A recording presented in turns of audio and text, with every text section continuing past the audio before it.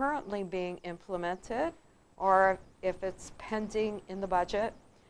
It may be pending in City Council or considered in part but not adopted. The CAO response from 2017 is on the ncbala.com website under reports along with the white reports. Yes? How many things have ever done? Sorry? How many recommendations and how many years have actually been impacted? That have been implemented? I think Jay answered that question at the retreat, and I forget exactly what that answer was, but it's a good sized percentage. But it doesn't mean that they were implemented in full. They may be implemented in part, or maybe they're still being considered.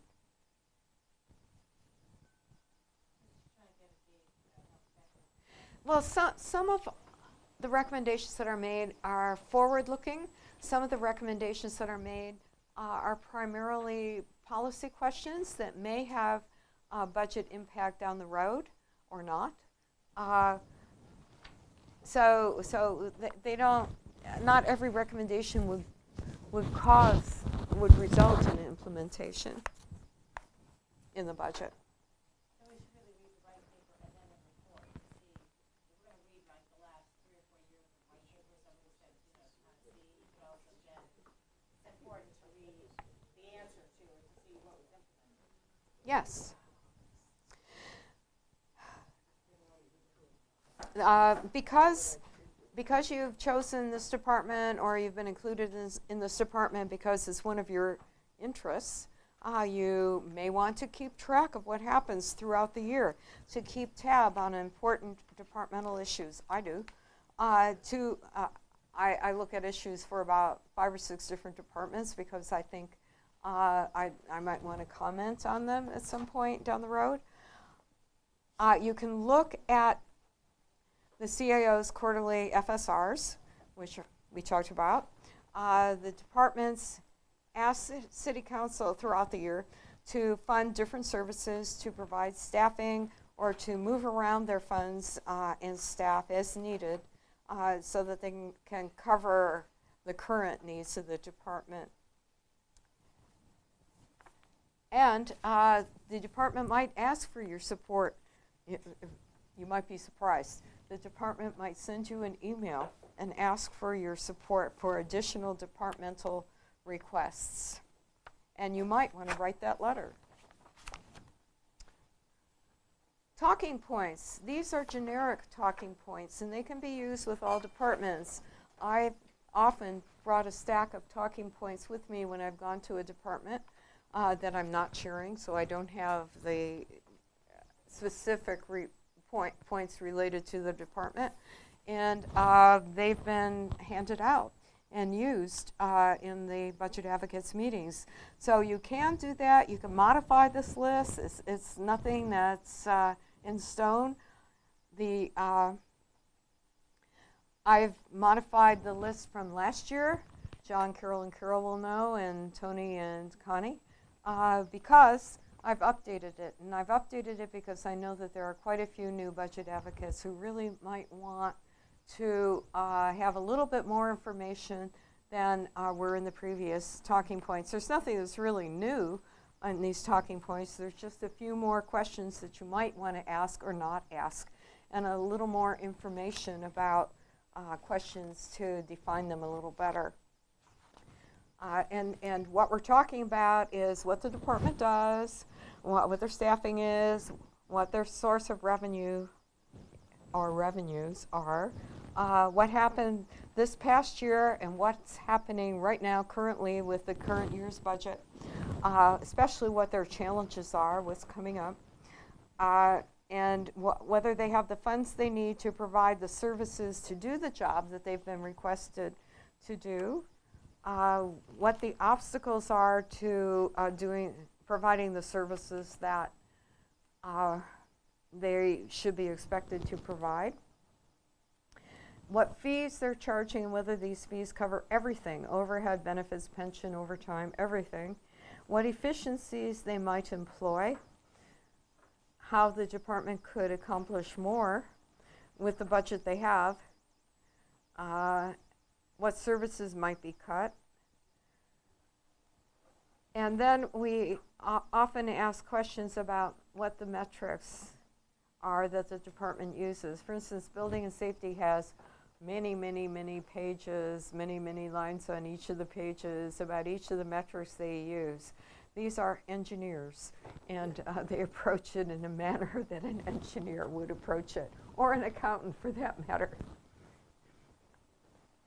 And here's a new question. How does LA stack up against other cities' metrics?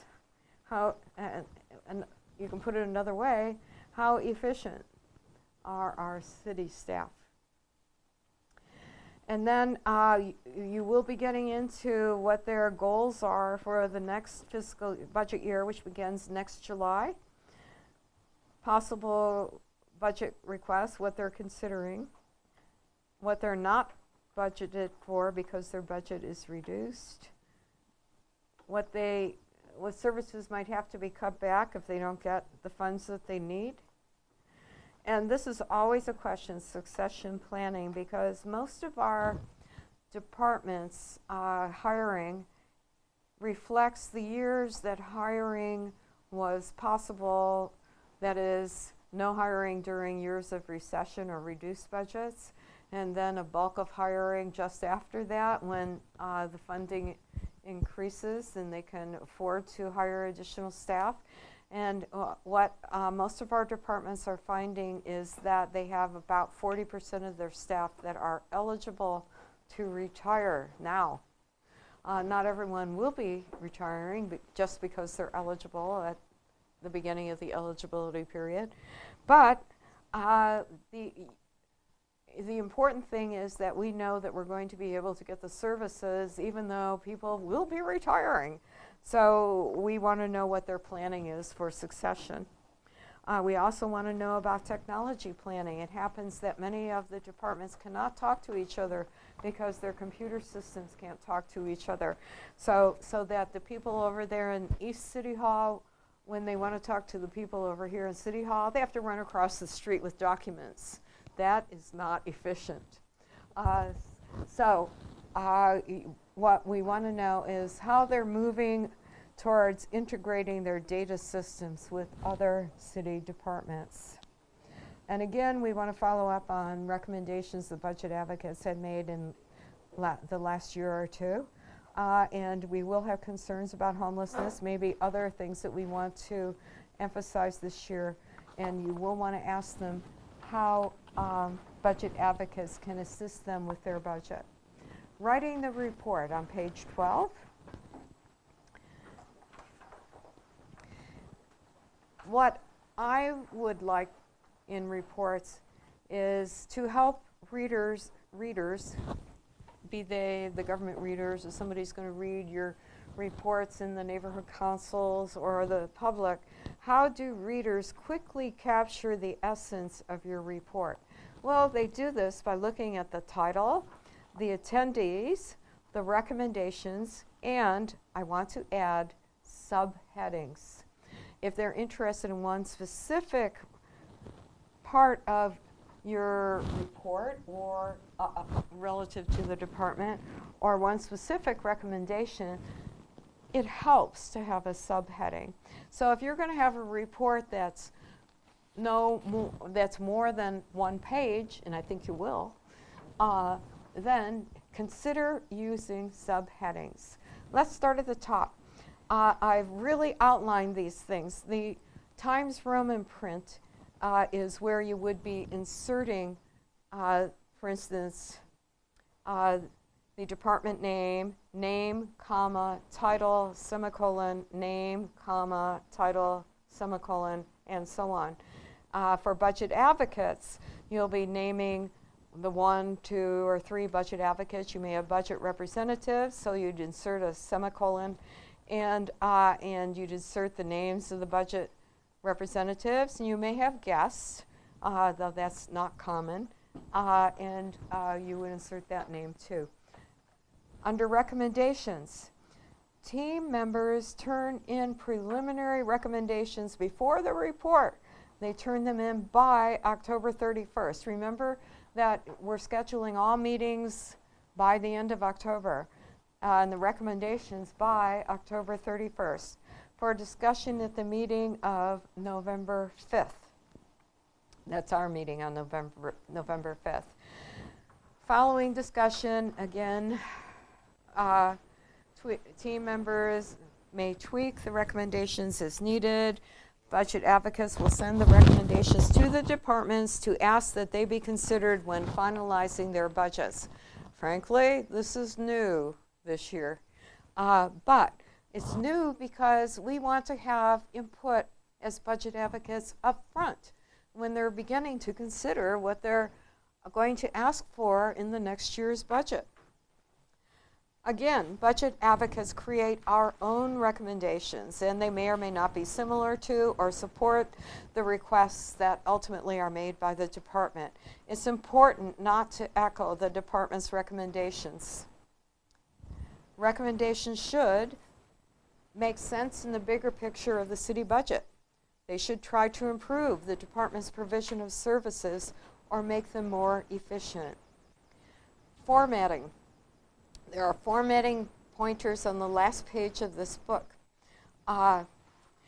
Use the standard format. And this is the standard format that you're looking at right here. Create one or more bullet points. A common number of bullet points is 3 to 6. If you have more than 6 of your recommendations, use 2 or more, I guess, headings. For example, you might be saying budget recommendations, and if you have a bunch of recommendations because you're meeting with the housing department, you might, or with planning, you might have recommendations regarding homelessness, or even with the CAO, you might have recommendations regarding homelessness, or make up a title so that it makes sense. Format each of your recommendations the same.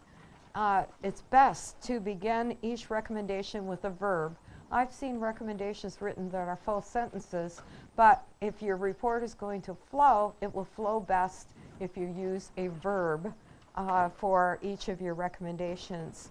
Note that the mayor, city council members, and CAO staff read your recommendations, and maybe a whole bunch of other people. Also, CAO analysts, as we said before, consult with the departments and report back regarding the budget advocates' recommendations. Under the discussion section, the first paragraph serves as a quick overview of what will follow. The first line of every sentence tells you what the paragraph will address. This is just good writing style. Your discussion may include a brief overview of what the department does, relevant financial budgetary concerns, core content of the meeting, what you talked about, subheadings where appropriate, and keep in mind that the ease of reading is important. Use short, medium-length paragraphs, active voice, etc. We'll go over a few more pointers on it's page 16, not 15. The report may be 1 to 4 pages in length. The conclusion or summary is a brief assessment of the meeting, whatever seems appropriate in 1, 2, or 3 sentences. Team members, at the very bottom of the last page, you will list those who have been active and have worked on the report and follow up whether or not they attended the department meeting. So they've worked on the report or on the follow-up? That doesn't quite make sense. Leave out the names of guests and those who did not actively participate. Addenda. Include addenda only if essential, like documents, reports, charts, to explain your thoughts. Help getting started. The reason I included this is because I need help getting started often, so I've done a lot of thinking about that. Start your report anywhere that seems easiest. For me, it's typing in the name of the department, the date of the meeting, and the attendees, then the topics discussed, taken from your notes and the notes of others, of course. Then develop the recommendations. Consider those your team went over after your meeting. Note that your recommendations may flow from writing the discussion section. That's what works for me. I take those recommendations and I might type them in first, the ones that you talked about after the meeting, and then I'd go back and adjust them. Or who knows, maybe eliminate them because they're no longer relevant. Who knows? You can adjust them. But what I do is I write the discussion section. And remember, we said with a highlighter, underline those or highlight them, those in your notes that you're going to want to talk about.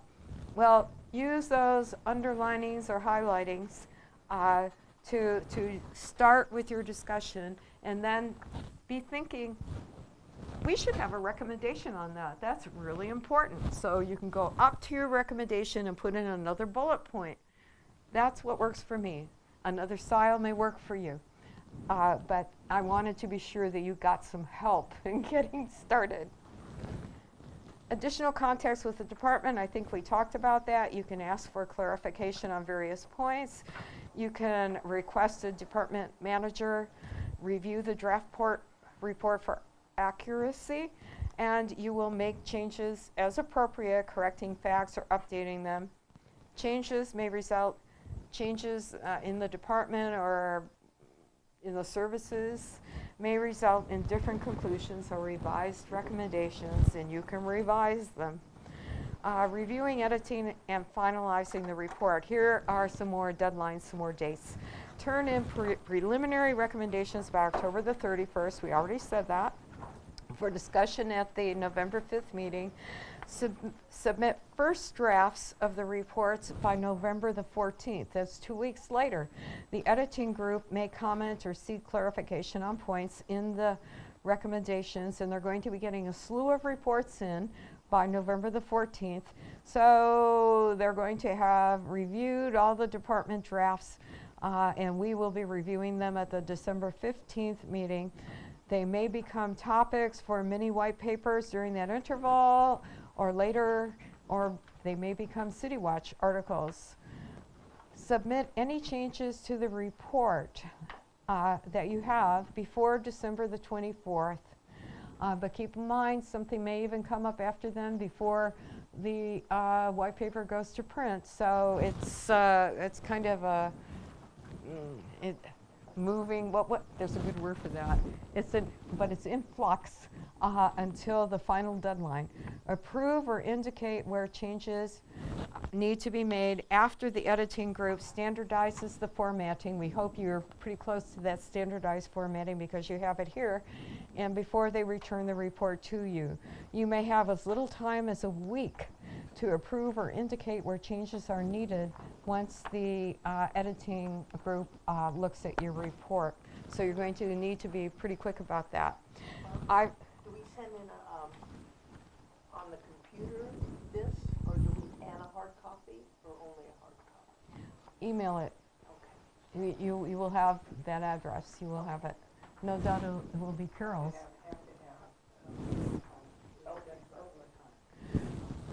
Okay, so here.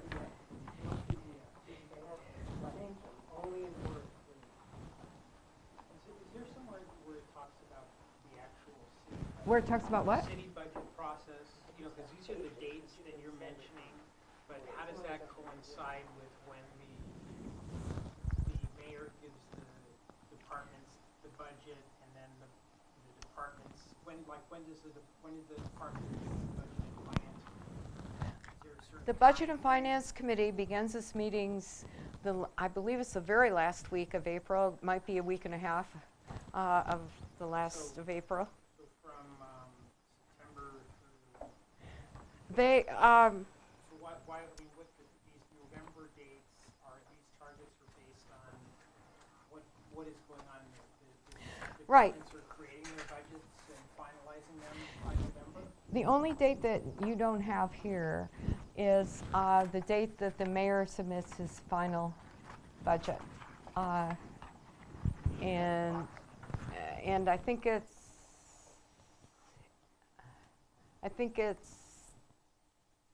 the beginning of April right around the time we get the white paper. And then the departments respond very quickly. They write their letters very quickly because it's the end of April when the Budget and Finance Committee starts its hearings. And they go into the 1st of May. And So just to clarify, the reason why we need to get these drafts in by mid-November is because we want them to, the maybe you can departments- answer that, Carol. Yeah. We had a bad experience last year, and I think I had heard about bad experiences in previous years. But we resolved, what happened last year is never going to happen again. And what happened last year was the very thing I mentioned. Gosh, I don't know. It dragged on and dragged on.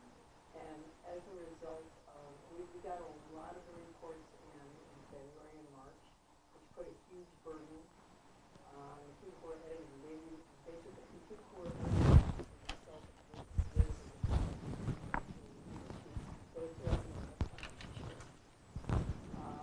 and so as a result of that, we almost didn't get the white paper out. Almost didn't have. I had to take off several days of work just to get it out. So,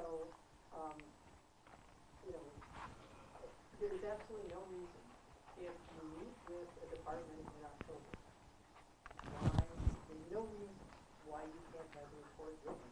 And frankly, if you let it go, you're gonna forget a lot. You're gonna forget a lot of what went on, so then you cram something together and it's not so good. Do the departments have to give feedback to the mayor's office when they're going to get a budget in July, August?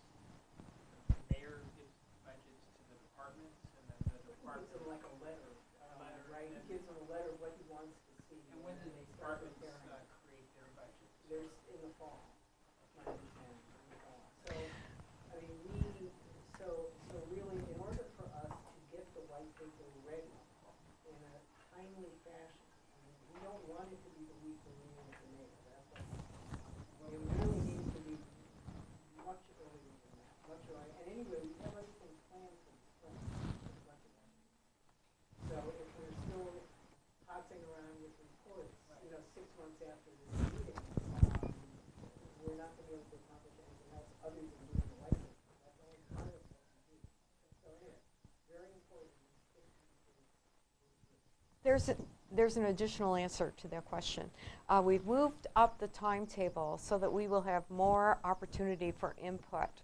Remember, I spoke about input to the departments about what our recommendations are. We hadn't done that before. We should be doing that. And another thing that we should be doing and we need to do is to make sure that our budget advocates are approving the recommendations that are being made for the various departments. This is something we have done, but we haven't taken the time to do it. So because we have a date for that, and what was it, December 15th, where we're reviewing the draft reports, we will have a few meetings after that we can review them too, because we're not going to get to all of them on the December the 15th. We really need, as a group, to be approving and taking time to look at and approve the recommendations in the report. I'm not talking about every word, but it's the recommendations that are the most important. So, yeah. It's also important that we get this done in a time that it can still have an effect. When you get it done a few days before you give it to the mayor, it's kind of, I mean, everything's already been decided. It's kind of water under the bridge. Right. So, there's no reason why we get this done. We're trying to be more effective this year than we have been in the past, and that's why we have earlier deadlines. Turning to page 14. This is a sample report. This is an old report from 2017. It's one I wrote regarding the Department of City Planning. And if I were writing it today, I might write it a little different. Note that there are 2 pages, and this was a 4-page report but I'm only printing the first page and the fourth page. And it says page 2 of 4 pages at the bottom of the next page, but actually it's page 4 of 4 pages. You can see how I followed the format that was on the format page just before this, starting with the attendees, Kevin Keller, comma, executive officer, semicolon, Linda Weber, comma, and so on. So you can see I've really followed that. Under recommendations, my comment for today is that I could have used 2 headings. One of them would have been budget recommendations, and the other one could have been additional recommendations, because they really have no immediate, though perhaps, and for certain one of them, would have a later consequence for the budget, but not immediate. So it's more of a policy recommendation, and I recommended in this report to advocate with state representatives and to ensure design guidelines, all of which would actually make the department more efficient, but it doesn't have directly to do with a budget. Under discussion, you can see I used on the first page a subheading of staffing, and on the second page there are 3 additional subheadings.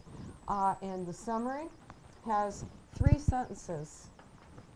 The team members, I included everyone, both the budget advocates and the budget representatives who attended this meeting. And 2 of them are present, Connie and Tony. We are on the final page.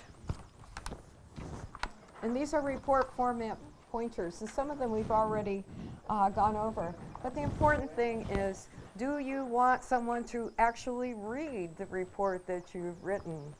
A professional look to your report goes to the credibility of your writing and of the budget advocates. When you spend your valuable time researching, preparing, meeting, and writing, you want to be sure readers will actually read this report. So I've included some pointers, and I made these up because they just seemed important. So there are topics, and then what to do, what not to do, and why.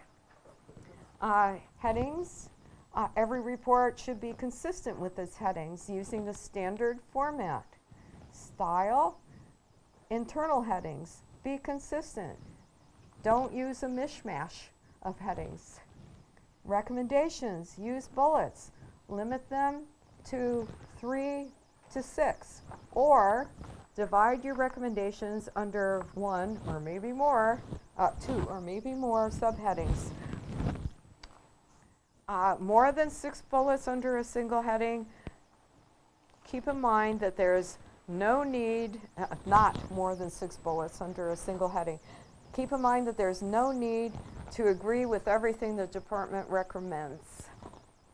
Select budget advocate priorities for your recommendations. Recommendations, be consistent. Begin each recommendation with a verb. Discussion, subheadings. Identify your topics with subheadings. Sentences, use simple sentences. No run-on sentences. No sentences with not a lot of compound sentences. Make it simple, keep it simple. Paragraphs, be brief, from 1 to 6 sentences per paragraph. Don't use lengthy paragraphs. I've seen some discussion sections that are 1 paragraph. Don't do that. They won't be read. Active voice, say, the dog bit the postman, not the postman was bitten by the dog. Third person, use the department, the mission, the request, it, he, she, they, and so on. Do not say I or we. Team members, indicate only active participants, those who actually contribute to the work of your team. In the past, we've included as committee members those who simply signed up and did nothing. Come on, that's not right. Exclude those Include only those who actually contribute, who did the work. Spelling, run a spell check. Grammar, do a grammar check. Addenda, use only if necessary and pertinent to your report. Limit your report to 1 to 4 pages. Okay, maybe 5, but no more than 5. Questions? In terms of format, you have been very good at a lot of this, but neglected some things that I would have liked to see in here. Oh, what? For instance, typeface, type font, margins, What is that? type font, margins. Type font. We regularized the type font last year on. It was Times Roman, I believe.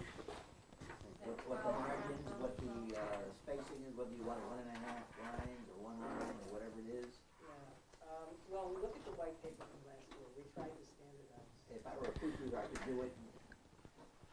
Well, okay, just look at the last one. Carol? I think we did try to address this issue. If you want to put together type font, margins, size of the font, I should I'll probably circulate it. Let me look at the white paper Okay.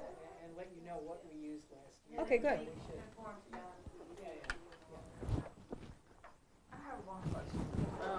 Where there are commissions, in terms of inviting people to the room or to the meetings, if there are existing commissions for the departments that we interface with, do you extend the invitation to those commissioners?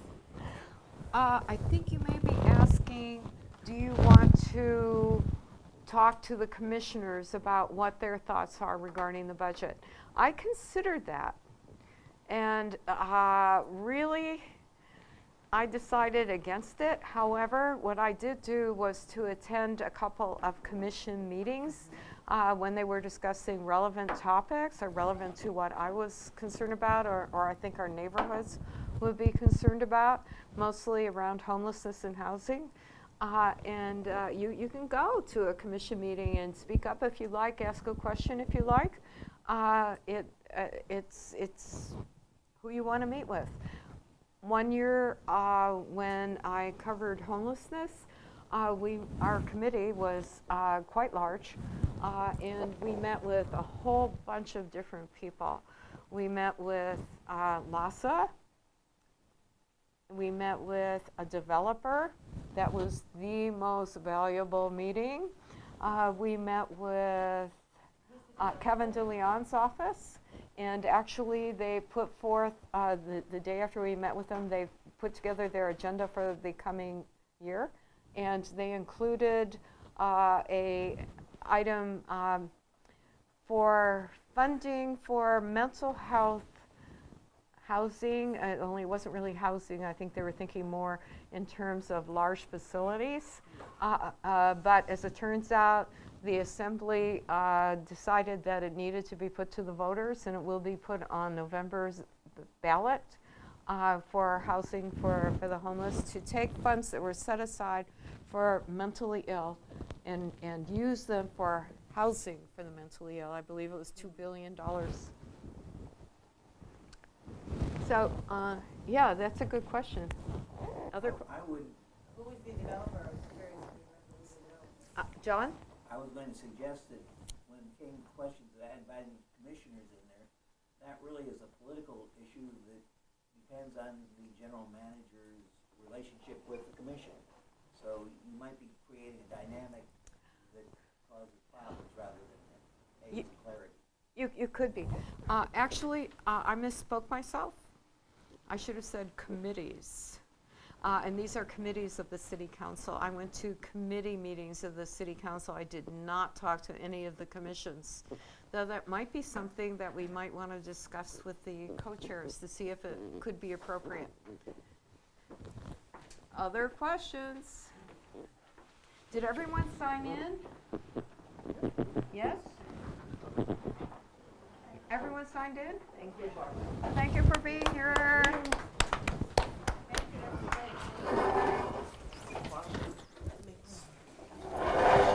Sorry? Everything makes so much more sense. After I was thrown, I felt like I was thrown too far. It makes sense. Sure. Thank you. Thank you for coming. Bye-bye.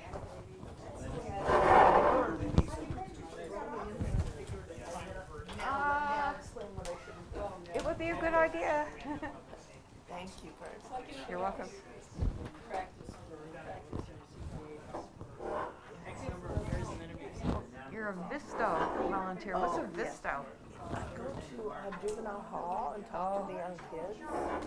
Good for you. Yeah. Has you said something that was interesting? I'm not working on it. Very, very helpful. Really? Yeah. I mean, even though I know a lot of it, You know a lot. but I mean, it's still good to sort of help develop the process. Good, It's a lot good. of good information. And I know I repeated myself, but I think it's important. I mean, A lot of people